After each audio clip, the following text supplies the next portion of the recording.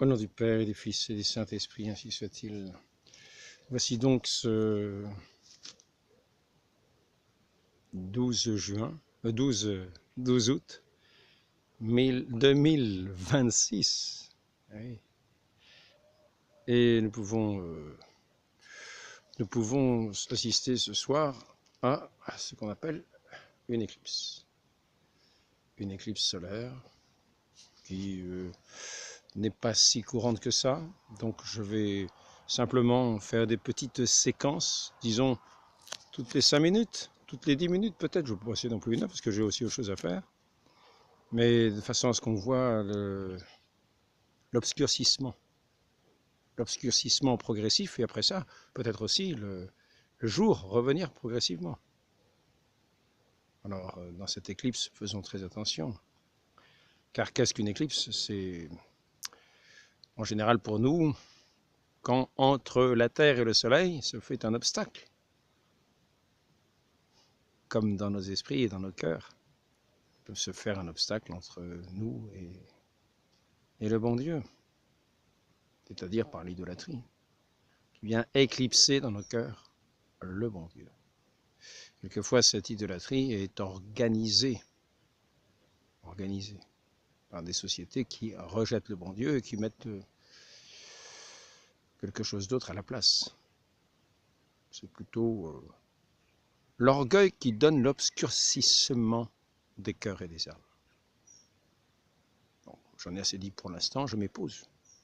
À tout à l'heure, d'ici 10 minutes.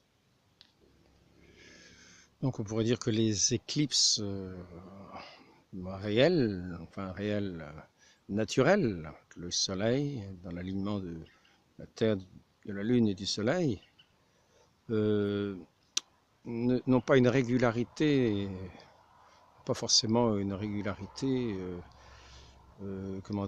liée à la chronologie. Parce que, comme beaucoup d'éclipses, principalement aussi spirituelles, il y a aussi des circonstances, des séductions pour l'esprit qui peuvent faire croire à des éclaircissements, comme par exemple nous avons eu ce siècle des Lumières, qui était un enténébrement complet, mais qui faisait passer cet enténébrement pour lumineux. Donc là, nous avons eu d'abord des nuages. Maintenant, les nuages se sont apparemment dissipés, donc nous avons un peu plus de clarté que tout à l'heure, apparemment, mais c'est à vous de voir.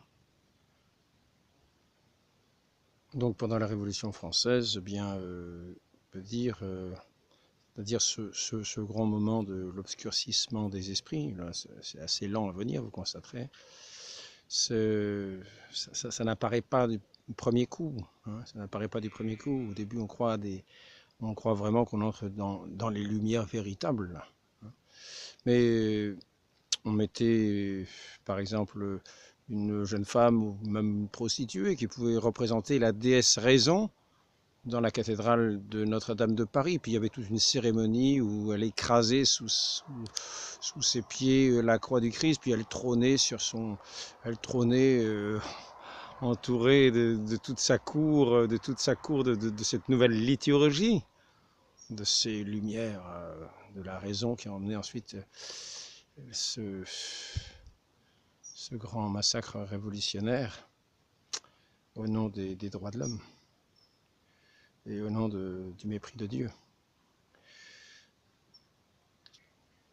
Donc pour cet obscurcissement des esprits, il fallait appeler ce qui était des ténèbres lumière, et ce qui était de la lumière, il fallait l'appeler bien sûr ténèbres.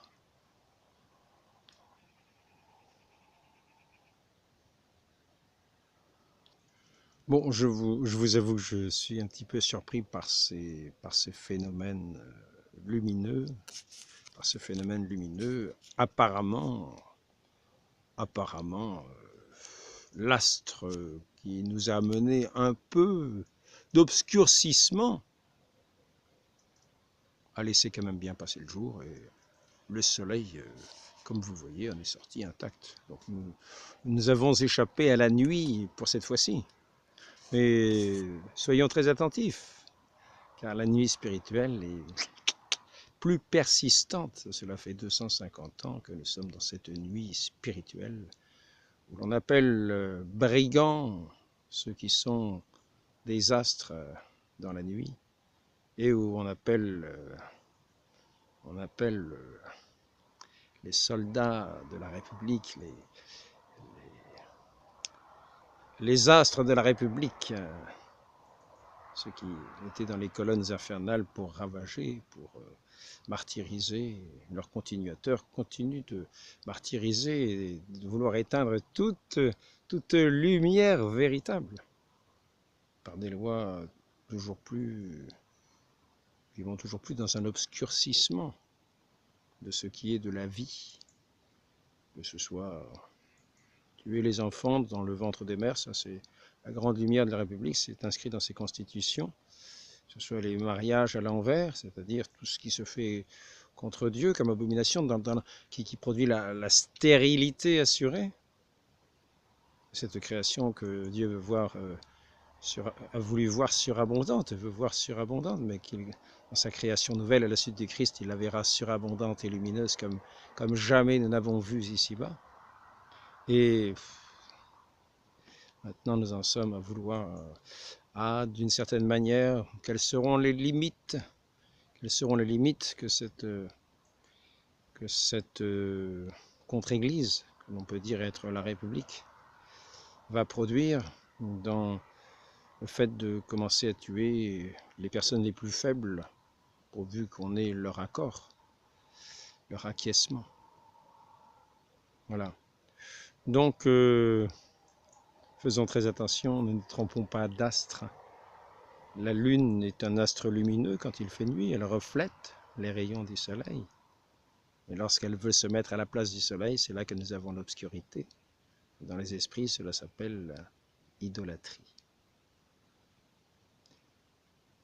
Soyons préservés, demandons à être préservés de cette obscurité des cœurs, des esprits, de cette froideur, de ce rejet total de la lumière,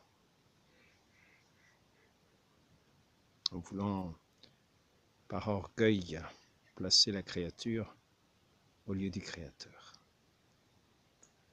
Demandons cette grâce à la très sainte Vierge Marie, Notre-Dame toute rayonnante de lumière, qui nous apparaît ainsi dans toutes ces apparitions si lumineuses, et dont nous allons fêter bientôt l'Assomption, dans ce ciel de gloire, où elle est